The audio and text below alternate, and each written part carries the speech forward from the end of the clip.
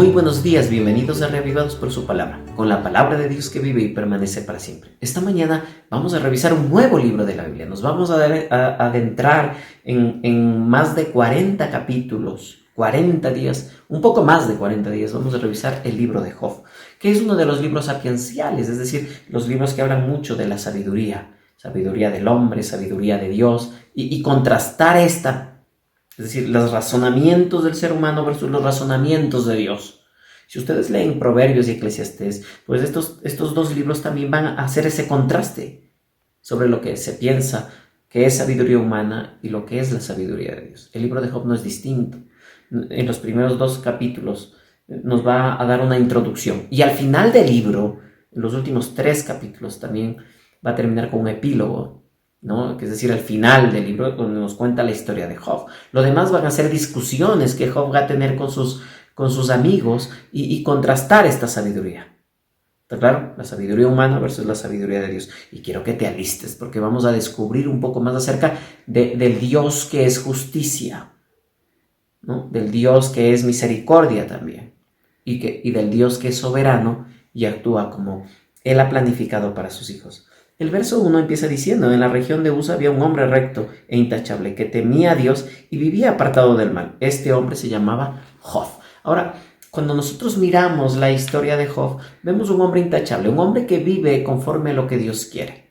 Y hay muchas discusiones sobre cómo él maneja su familia, si su familia está de parte de Dios, si su familia no está de parte de Dios, si su esposa está de parte de Dios, etcétera, etcétera, etcétera. Muchas discusiones sobre el tema. Sin embargo, nos pone en escena a este hombre que va a ser el protagonista, uno de los protagonistas de la historia.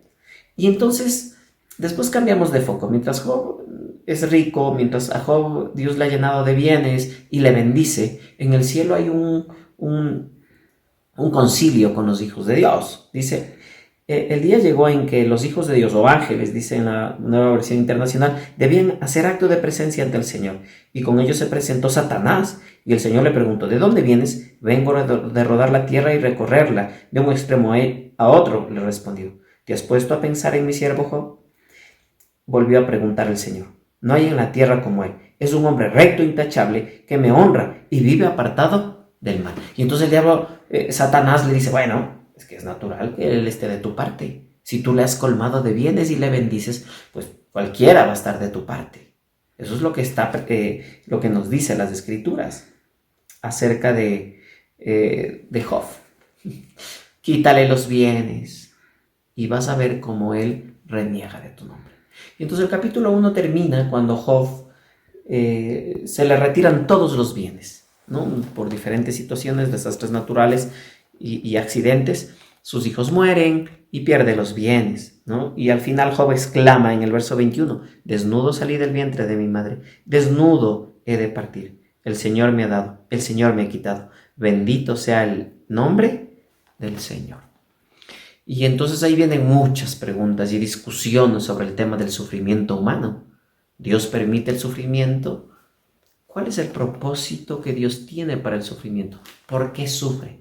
¿Para qué sufre Job?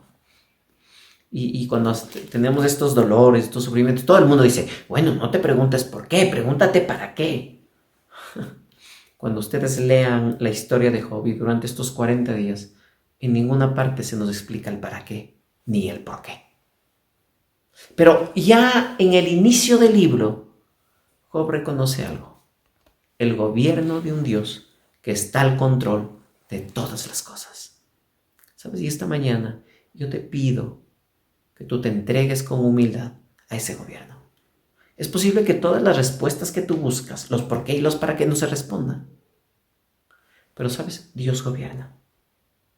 Y Él va a actuar con justicia y con integridad contigo. En el momento de la dificultad y en el momento de la abundancia y la paz. ¿Sabes? En todo momento el Señor sigue siendo Dios. Y Él nos va a demostrar quién es Él y su justicia y por qué actúa como rey y soberano. Esas preguntas se van a responder en el transcurso de estos 40 días, de más de 40 días que vamos a estudiar el libro de Job. Con oración y humildad vayamos al Señor. Reconozcamos que no somos nada y que Él es todo. Vamos a orar. Querido Dios, estamos delante de tu presencia.